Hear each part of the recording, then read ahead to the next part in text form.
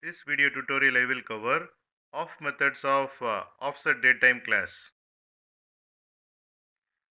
Here I have defined the class OffsetDateTime demo 1. Here I am calling off method of OffsetDateTime class, passing year, month, day of month, hour, minute, seconds, nanoseconds, and offset. This method returns OffsetDateTime object. I am running this program. Here you can see the output.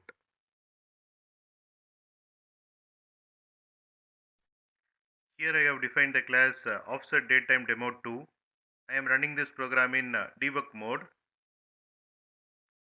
Here I have created local date object. Then I have created local time object. Then I have created zone offset object. Then I am calling off method of OffsetDateTime class and passing local date, local time, and zone offset. This method returns OffsetDateTime object.